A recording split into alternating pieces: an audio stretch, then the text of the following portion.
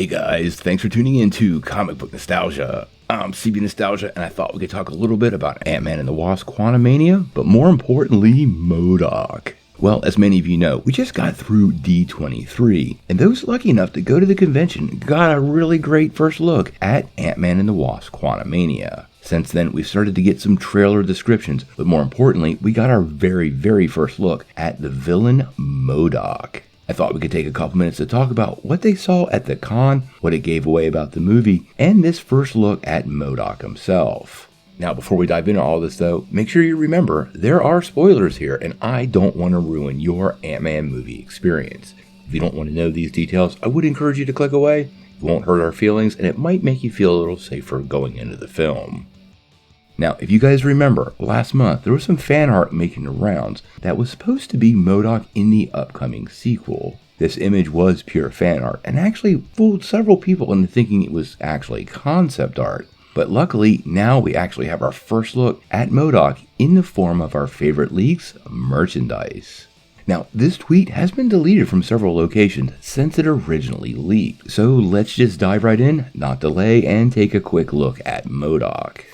Well, I have to say, this is a very interesting take on the character. It is distinctly different than the comic book version, which is often just a giant head floating in the air. Now, in case you didn't know, there might be a really good reason for this version of MODOK to look so different. This version of MODOK is actually Darren Cross.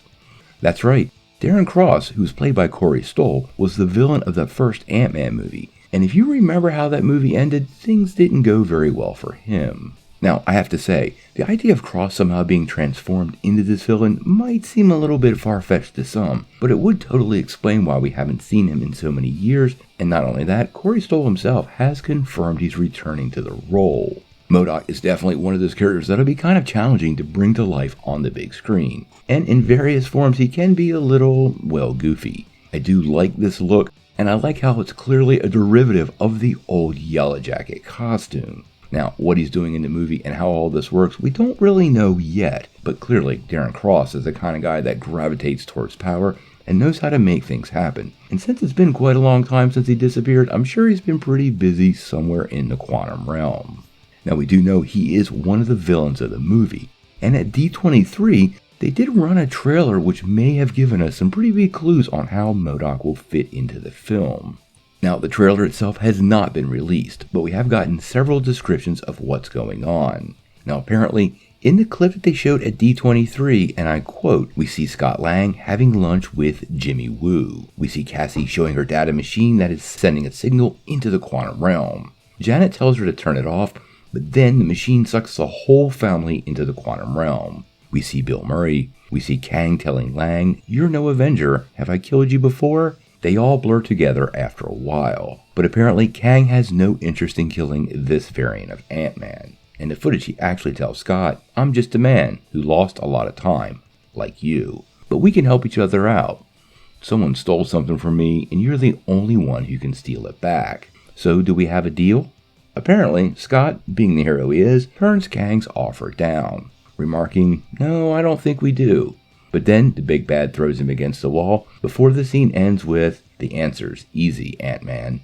Now, apparently Kang is holding Cassie over Ant-Man's head in order to get this job done. So I do suspect that's going to be the key leverage in getting Scott to do whatever Kang wants. Now, this drives the question of what he's going to steal and who it's from. And I do think that's where MODOK will play into the equation.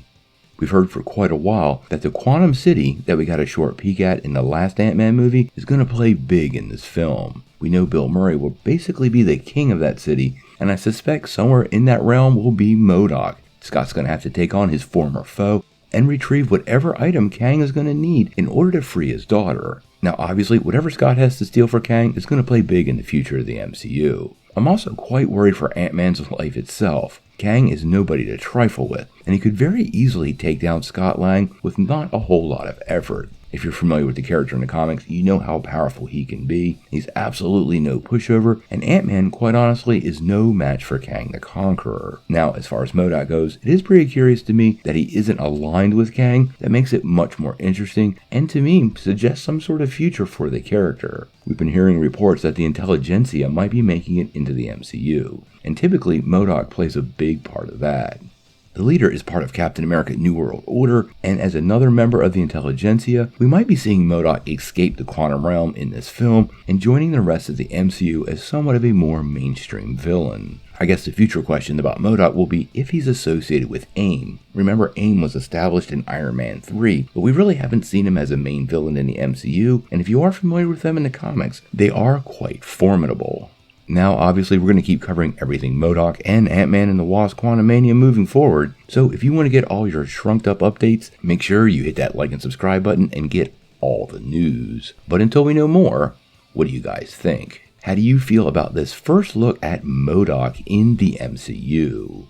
And by the end of the movie, do you think MODOK escapes the quantum realm? I have to be honest, I absolutely do. Tell me what you think in the comments below. If you like this video, make sure you hit like, click subscribe, and if you don't ring that bell, you won't get any updates. Peace.